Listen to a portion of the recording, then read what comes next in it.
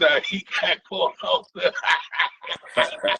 But we have Mr. Adrian Cartledge in the house. Let's give it up for him. Evening, good evening, good evening, good evening. Yeah.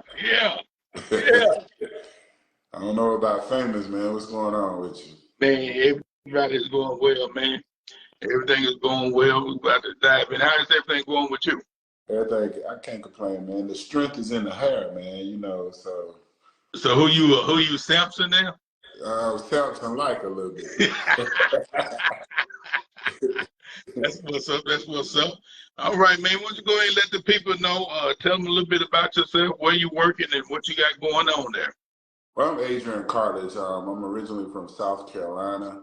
I've been working in the juvenile justice industry for over 20 years. I've pretty much worked all across the Southeast in detention center, residential treatment facilities, mental health facilities in various capacities. Started off as a lay staff, or what some people may call like a juvenile correctional officer, and kind of just worked my way up through the ranks. I'm currently serving as the Associate Deputy at South Carolina Department of Juvenile Justice, where I oversee the operations of 4 secure facilities. And basically what that means is I'm responsible for everything goes on in those facilities. So I supervise the wardens.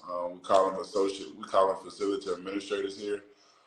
That's pretty much who I am. I'm a husband, I'm a mentor, I'm a Christian, I'm a believer, I'm a child advocate. I dedicated my entire life to working with young people that the world sometimes forget. And I consider myself a farmer where I plant seeds every single day and hopefully see those seeds come to fruition. So that's who I am. I'm bigger than a title. I'm Adrian Cartledge, and that's kind of who I am. Absolutely. Appreciate that. Well, how many years of experience do you have in this industry? 22 years, man. I've been doing this. I started in college. I started working in a group home my senior year in college. So I know I don't look that old, but I've been doing this 22 years. Well, people kill me with that, talking about they don't look their age. Yes, you do. Yeah, that's who I am, man.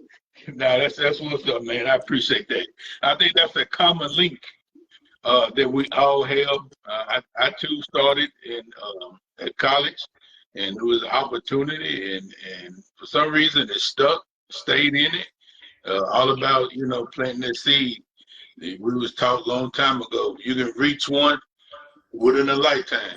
You done a lifetime worth of work. So I'm just praying that we have reached some people, continue to reach some people, and no matter what it is, whether or not they you.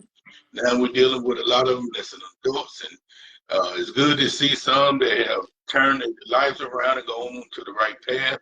And it's also sad to see those that continue to choose to live that lifestyle and be in the streets and whatever that is to them and what it provides them. Correct. Well, let's dive into this, man. I always like to talk about employee engagements in this type of industry, or any type of industry that deals that is deemed high stress, that cause stress strains or a severe burnout, which on the flip side cause a very high turnover rate.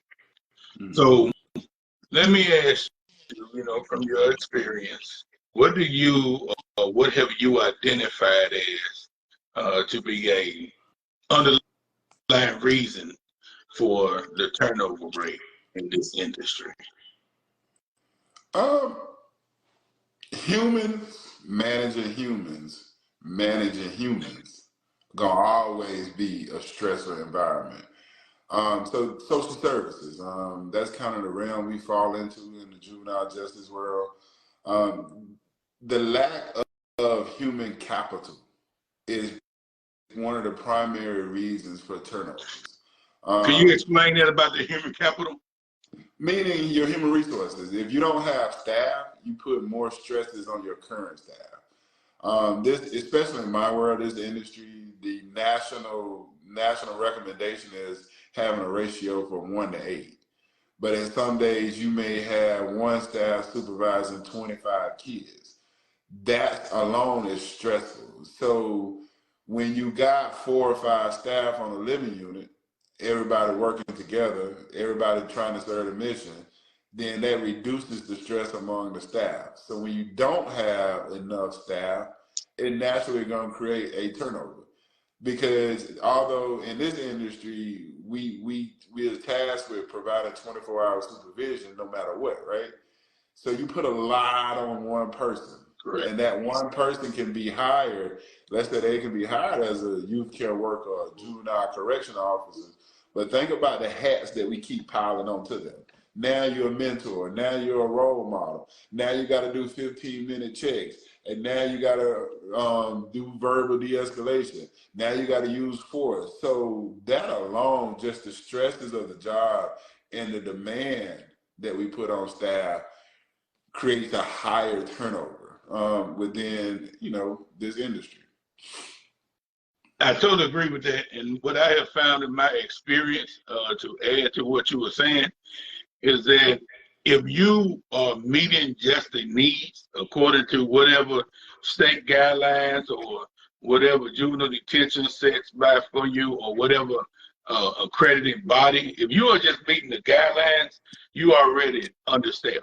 If it tells you 1 to 8 and you going by 1 to 8, you really need 1 to 4 at a minimum. Because what I found in my experience, and being at the juvenile detention center downtown here in Nashville, is that we were peaking our best when we was, overstaffing as much as possible, and then going from there. And when I say that is, when we had two staffs per unit, then we provided a supervisor, like a supervisor training, which is probably a juvenile security officer 3, walking 2 units. And then you also had 2 supervisors. And then also we, provided extra security staff for visitations and all that. So what that provided is, it provided an opportunity for breaks to be done without you being short of staff. It provided security overwhelming, which is good, from the checkpoints to the hand search in the facilities as you have parents coming for visitation or even visitors or mentors coming. Correct. And at the end of the night, which was some of the hardest time to get kids to prepare themselves for the end of the night, the abundance of staff, it was wonderful to see. And on the flip side, the kids really enjoyed it because it let them know that no matter what, they felt safe. Mm-hmm. And that's the most important piece right there. So you made a good point about the human capital.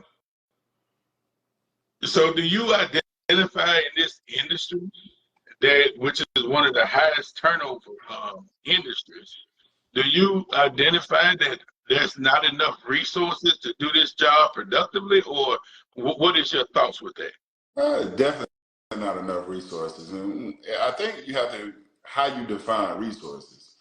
In this world, in this industry, money, the financial backing is the biggest lacking resource.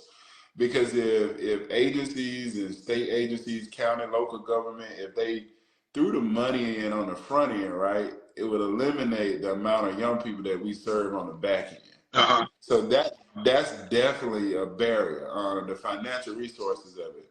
And then kind of answer your question is like, the turnover is going to always be there, right? So as leaders, one of the things I kind of practice and kind of lead by is doing more with less. You said something, when you got 5 staff assigned to a unit, right? The young people feel safer. But not only the young people feel safer, the staff feel safer. Feel safe, exactly. And I always shout out to Judge Calloway. I that's my stomping ground, juvenile detention, downtown Nashville, sitting beside the Titans fans. But, another thing that we have to take in consideration when we're looking at the resources is the physical layout of the building. The physical layout of the building poses a lot of issues and concerns within itself. You spoke about the juvenile detention center. Technically, that detention center should always been, when I was a facility administrator there, my goal was always have 3 staff on each living unit, just because the way that living unit was broken down. Correct.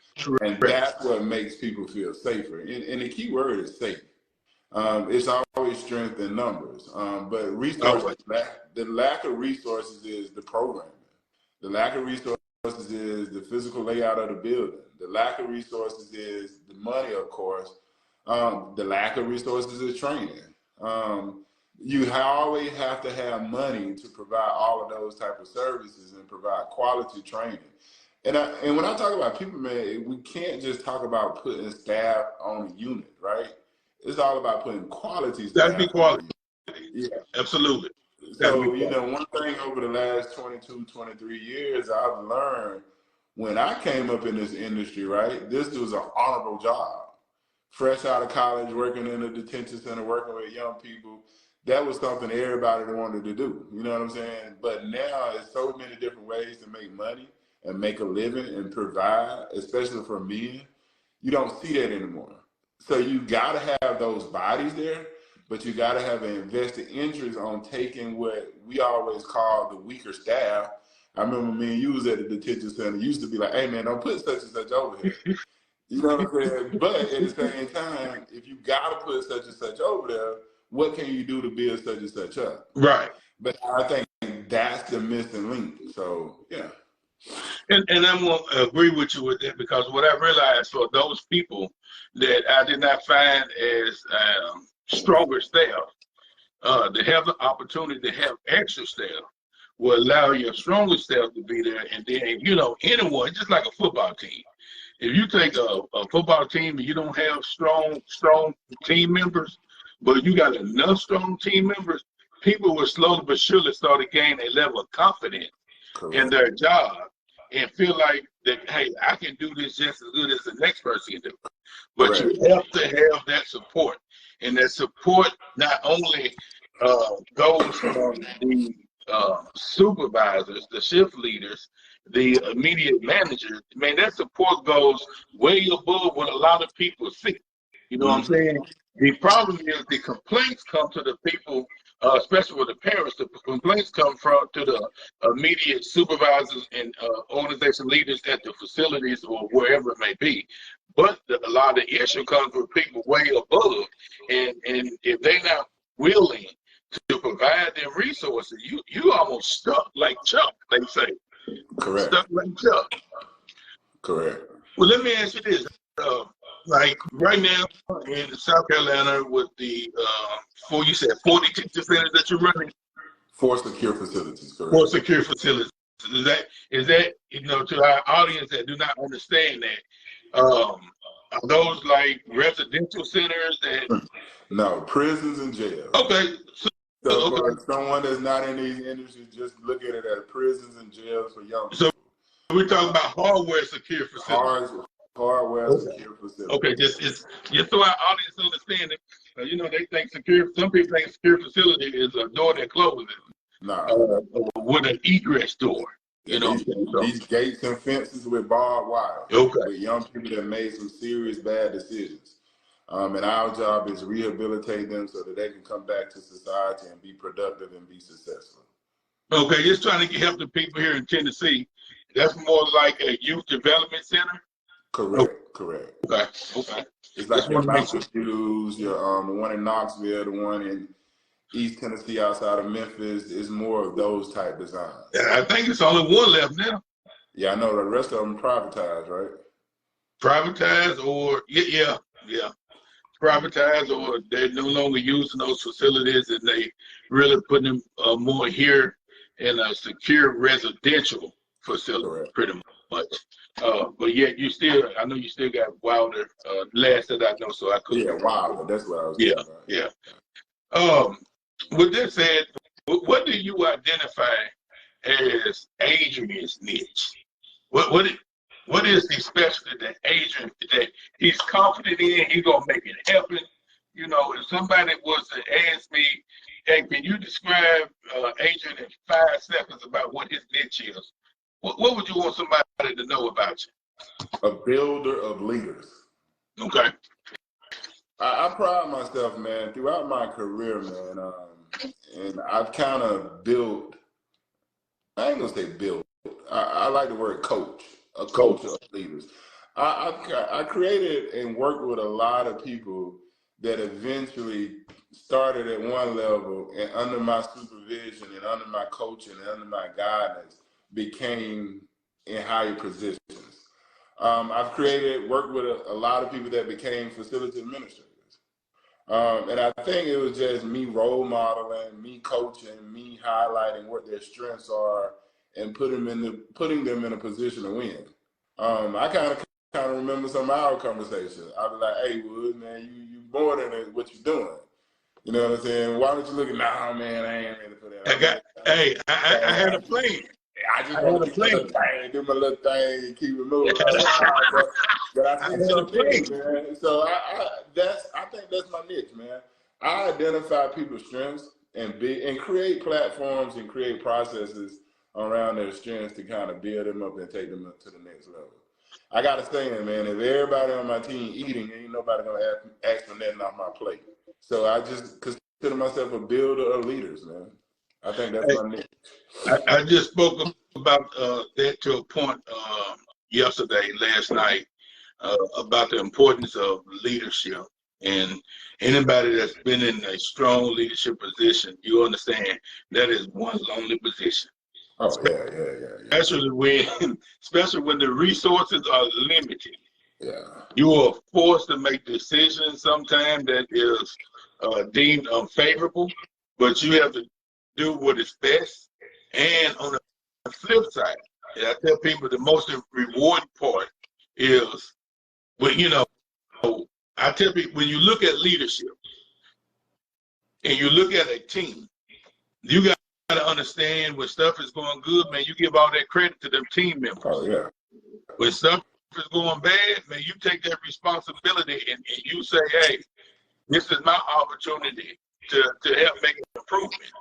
And that shows your team know that, hey, he means this. He care about it. And then on the flip side, as you said, you're a builder of leaders, there's nothing more rewarding when you see your team members, your subordinates, or whatever, your workers, watching them become facility administrators that you just talked about, calling you, answering for advice, or you encouraging them to go to that next level. As a leader, it makes you feel like you moving your son up to college, and then they graduate college, and you just got this big. And I'm glad you said that. Like, even just going back to my Nashville days, man, although I still keep in contact with a lot of those guys, like Miller, Braden, and all them guys, man, even though they didn't choose the route of juvenile justice in their leadership and their career path, they became leaders, whatever industry they Exactly. Like Michael Braden, for example, man, he's doing big things down there in Memphis with the police department. Yes. There you got Miller and them doing big things over there at TSU. And I think when I say builder of leaders, man, just allowing people to find their comfort zone and finding their personal but building that structure and putting that structure in that and that sense of accountability in them. And when I say accountability, that self-accountability, planting that seed inside of them, man, I can see them taking that and going to the next level. So it ain't just about creating more leaders in this industry.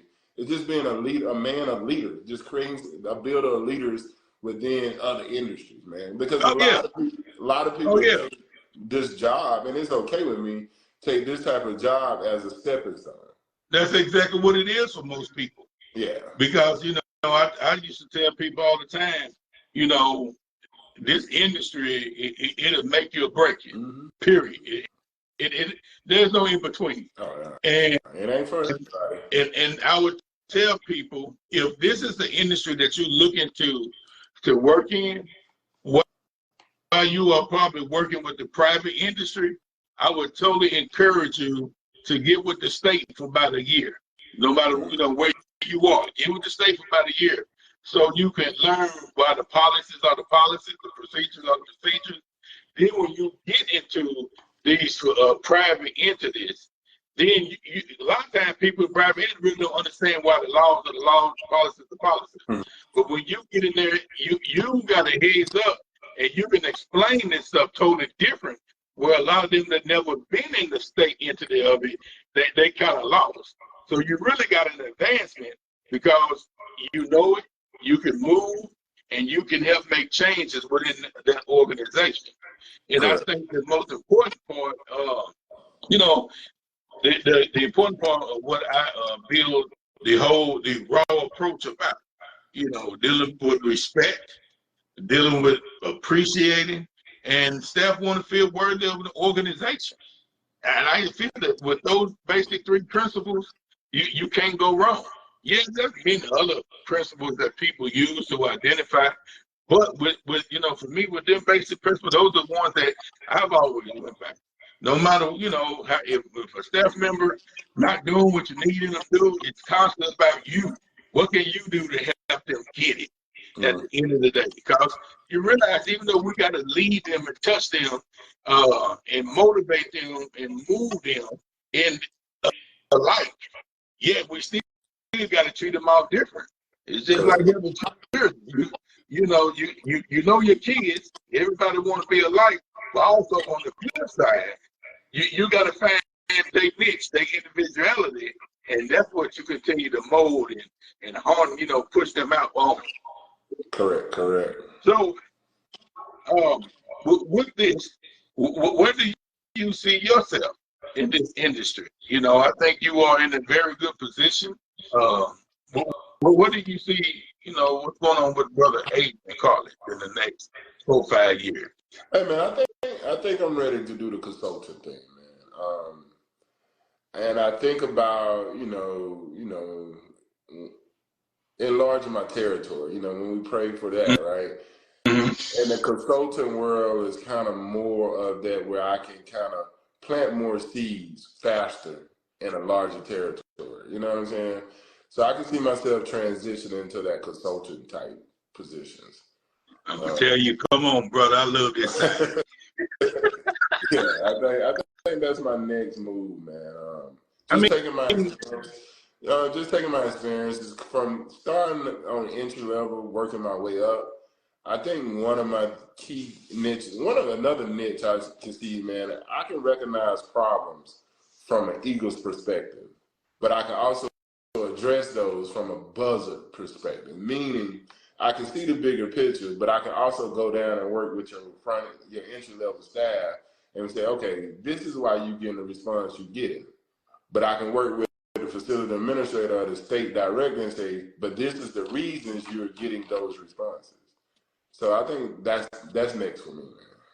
That is the exact reason why on a lot of my postings you see that eagle, and the eagle said soaring above expectation. Correct. I don't mind being high, teaching people how to get to that level. But in one thing we know, when you in this industry, you got to go down all the way to that bottom level. You got to train everybody, teach everybody. We are all juvenile corrections officers, behavioral health associates, or mental health associates. If you're in this building, this is your job first.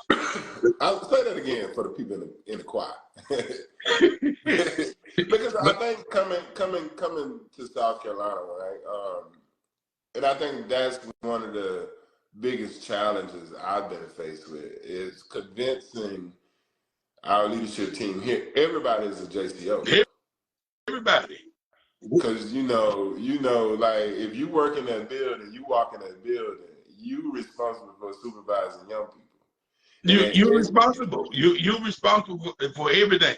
When you get to the point where you feel that you are in a certain position and you no longer have to make rounds and sit around and talk with the kids or talk with anybody, whether you're in a hospital or talking with a patient, then you're about to lose it. You out of touch. You remember that one time, man, I put everybody at the morning meeting table, I put them in coverage for 2 hours to remind them of why they do what they do. Yeah. Because everybody's a JCO, man. Like, and when a team understands that concept that we're all here for the young person and not for your specific role, right? Your specific role is to provide services, but your number one job is you supervise young people. And I think that sometimes in this industry, man, that's the forgotten thing. I think as leaders, sometimes we transition to certain positions and think, oh, now I don't have to have that much interaction with kids. That's false. Because when you're doing that, right? and go back to one of the lack of resources, right? When you don't have enough human capital, your facility administrator basically becomes your captain. Your captain basically becomes your lieutenant. Your lieutenant becomes your sergeant, and your sergeant becomes your JCO. So you forcing everybody to operate outside of their job description, right? So that's why everybody, your teachers, your case managers, your programming staff, your like whatever your title is, your responsibility to supervise kids. And I think when kids and staff see that that's everyone's role, that creates a culture. And when you create that safe culture, that's when you start to get traction. And we got to have traction all the time here. I know one of the things that we used to focus on, which we enjoyed, when, you know, some people probably didn't like it, but, you know, it really wasn't an option. It was about coverage and during a crucial time until it was bedtime, you know, till the doors was locked. You know, when it came to breaks, case managers, I was case manager helped give breaks. Leadership, if you in that building at that time of night, you making rounds. If you need to help give a break or even sit on the floor with the kids and talk with them. I mean, there were no times, you know, a lot of people get a lot of relax, but my thing is, what I like about that is I tell people, especially leaders, at the end of the day, how are you going to adequately give somebody an evaluation if you don't know what they're doing, and you don't know what they're doing, or how they doing it, or how they doing it, or to the level they doing it? How you gonna give somebody a 3 and you ain't even witnessed them and they could have really been doing except for the work day in day out? You know what I'm saying? So that was always one of my pet peeves, even when I was working with the Department of Children's Services at the regional office. Is I used to always like to go out in the region with my staff just to see what they're doing. And once they realized I wasn't trying to, you know, see what they were doing to say, aha, culture, I was going to really do be like, aha, I see what you're doing. Because what I realized, when you got them kids and them patients or them families is going to be more protective of that caseworker that they see once or twice a month. And then they might know that case manager or family service worker is not coming to every 2 or 3 months, but they're going to cover for them because that's all they know. Correct. And to them, you're the police officer. You're right. You're right. So let me ask you, Brother Cochran, what else would you like to share with the people? I want to get you on and get you introduced because, you know, I think it's very important for people to hear how to lead organizations from dealing with I want to say minimum resources in this industry. A lot of people really don't understand. A lot of people on the outside want to tell you how to lead it, but they're not on the inside to really see the issues and the minimal resources, the minimal capital, the lack of staff, and all that type of stuff. Tell me how you see that. I'm gonna paint you a picture that's gonna blow your mind. I guess the biggest thing, man, from a leadership perspective, take ownership for your current status. Meaning you have to truly do an assessment to see where you actually are. Don't sit back and paint this narrative of, hey, we can do this and we can do that, and when you know you really can't. Really own where you at right then, right? And then get your staff buy-in. Without the staff buy-in, man, I know a lot of industries, I know a lot of people talking about, you know, clients first, customers first, and all that, right? But in the human service industry, bro, it's really your staff first. If you don't take care of your staff, man, like they'll never take care of the young people or the people that you serve. So you really got to show a true investment in the staff, and that investment is not just it's bigger than building a relationship, building rapport. It's really truly investing in them. Having those conversations about, I can remember, man, like just talking to you kind of sparked a lot of memories about Nashville. So I could just think in my mind, like having conversations with staff on becoming first-time home buyers. Hey, this is how you repair your credit. Hey, man, we just sitting around being men and working with those college students and being like, hey, bro, do this and you should look at it that way. Like, come in here dressed this way. You know, just planting those true seeds in those staff, man. And I think that's when you start to see growth. And like I always go back to that phrase is humans, managing humans, right? Hey, that sounds simple, but that's a very complex task, bro. Because we're managing humans to take care of the livelihood of other humans, right? But if you don't take care of that middle level human aspect of it, they'll never follow through and do what they're supposed to do. So it's just bigger than that. I see somebody, Michael Hayes, just joined, like just one of my former employees, you know, coworkers, like just investing in each other, man. Like really, truly being men or women, and really because we spend more time at work than we spend at home. Absolutely. So really, you better believe it. Yeah, just pouring into each other. Like I could just talking to you, man. I can just think of specific conversations and things that we went through, bro. Like we lost coworkers through domestic violence. Yes. We had to sit there and we had to like humanize the world to the young people that we serve right before Christmas. Bro, to this day, that event alone still did something to me as a leader. Like as a leader, I can recognize one of my female staff going through some type of domestic, because we missed the cues. When I said we missed the cues as leaders in that facility, we wasn't paying attention like we should have been paying attention to protect that young lady's life. You see what I'm saying? So I think now it just opened my eyes to really pay attention, man. It's bigger than just the job. Because in our world, man, yeah, we get paid. We're paid professionals, right? But it's really like we running a house. And the bad part about it, you are absolutely right. You're absolutely right. And dealing with, you know, your people, I found that you have to allow them to get comfortable to tell you things, what's going on in their lives, and just pay attention. And sometimes just being a listening ear. But as you talked about, you know, some of the things about the credit repair and all that type stuff, man, I remember times as simple as teaching young men, they stress out because they didn't have money for a spare tire. And I'm like, well, they had a flat and they didn't know how to change the tire. Like, do you have a spare? They were like, yeah. And how long your car been outside? Car been outside for 2 or 3 days because they didn't know how to change the tire. You know what I'm saying? I mean, the things that a lot of us take for granted, we have to get to the point to know that, you know, especially when you're dealing with young folks, like you said, coming up out of school and all that type of stuff. And I talked about not too long ago, it even with people our age, man, we can't safely assume that they know. Yeah, they don't know.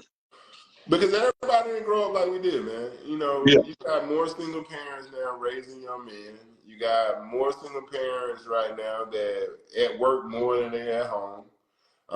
You got grandmothers that now, you got great grandmothers 45 years old, bro. So when you look at the dynamics of life and how life changes itself, it's definitely going to impact the workforce. So the workforce itself has changed, right? So you have to take the ownership of like what you see in your community, bro. You definitely gonna see it in your industry. So what used to work 20, 30 years ago may not work 2024. That's why it's very important to put people back on the floor at all times, so you can see your 1982 theory of how to care is not working in 2024. And people got to understand this, man. 2 + 2 = 4, right? but also 3 + 1 = 4. Yeah. You see what I'm saying? Also, 5 - 1 = 4. So There's then, many if ways you to get don't to get the to answer. 4, it's all types of ways to get to 4. Yeah. But it don't have to be that 2 + 2 no more. You know what I mean? So we have to, as leaders, man, we have to take that understanding and accept how we're going to get to the goal may look different, but the goal have to always remain the goal. That's what's up. Well, let me say, Mr. Adrian, I appreciate your time, the opportunity to speak with you, and it's good to see you again. I don't know what you're doing with that hair, but Hey, you just man, you can't grow no hair, man. It's okay. It's okay. That boy turned 40 and started growing but hair. hey, that's your thing, man. You talking about you don't look your age, but you act 18, but Hey, you just man, your little thing won't grow. no, my hair will grow. I just don't like hair. Okay, Reginald. I ain't Dr. never had a problem Hey, with my man, hair. I also want to give a shout out to you, bro. Man, because the day I met you, bro, like, and I talk about this a lot with other people, like dreaming with your eyes wide open, man. And I remember one of the first conversations me and you ever had. Now, it took you 12 years to get that doctorate, but you never gave up, man. So I want to salute you, bro, because you really stood tall and worked on that thing, bro. Like, I remember those conversations, man. So shout out to Dr. Woods, man. Man, I appreciate that, man. I appreciate that, man. I just want to continue to be an inspiration to people in many different perspectives, to let people know, man, life, I think they call it lifing. Life is going to be lifing. And we're going to go through things. We're going to have stuff that's going to become obstacles that's going to get in our way. And it's going to be sometimes a little less encouraging. But my thing is, man, I'm going to finish this no matter what it takes. And I appreciate, hey, man, that kind of motivated me because, I was on that journey. And I was like, man, I can't do it. And now I'm revisiting that thought, like, man, I want to be a part of that 1% club, man. I looked at you, I was like, you know what? Woods really finished that. Because I remember that. And, man, what you do now? You still work at the detention center or nah? No, I'm with Acadia Health. Okay. Behavior health care now. Okay. With risk analyst with them. Okay. You ever see some of the family from the detention center? Not much. Mr. Bretcher and I, we still kind of hang out, talk all the time. I might see some people randomly pass and all that type stuff, but everything is, it's all good, man. I had, girl, Miss Latanya asked me to come and be a mentor and a volunteer, and I told her, she said, well, you need to come back and become a mentor and volunteer. I said, I did mentor and volunteer every day I was there. And she said, no, I'm talking about no pay. I said, believe me, there was no pay. Hey, that's one thing, man. We don't get paid for what we do, man. But it's the hours we were putting in. You know what I'm saying? Yeah. But you have to. Man, I love y'all Nashville family, man. Nashville will always be part of home to me. And man, I'm actually planning a trip to come to church up there, man. Come on, make it do what it do. I wish I had made that TSU homecoming, but I couldn't make it. But well, come on to Austin P homecoming, APSU, let's go P homecoming next week. Come on, y'all got a football team? 25th to the 26th. Well, you just saying that because South Carolina just started winning games. Don't do that. Just don't do that. Y'all just started winning. What y'all won 3 games? We 3-3. Exactly. And you started like a Cowboys fan. You win a couple games, you get beside yourself. You know I'm a Redskin diehard fan. Yeah, I know. I know. Hey, but you pulling for Vandy down there, man. Vandy looking good this year. I've always pulled for Vandy. Vandy always been my under team. You know what I'm saying? They're my underdog. Hey, hey, by heart, it's all about when they beat Alabama, I text Judge Calloway, bro. I think she was the happiest ever that day, man. So go Vandy. Yeah, that made a lot of people feel good. Appreciate you, man. Appreciate you the opportunity. Hey, no problem, man. Do you want to give everybody a parting word? My biggest thing, man, always operate on your why, man. No matter what you do in life, no matter how you doing it, always move behind your why. Your why may be different from somebody else's Absolutely. why, but that's your why. So own your why and continue to be great, man. Go out there and do whatever you need to do. And I salute everybody. All Everybody be right. great. To the audience, remember, small victories lead to greater success. I am Dr. Woods, and you had just been hit by the Raw Pro.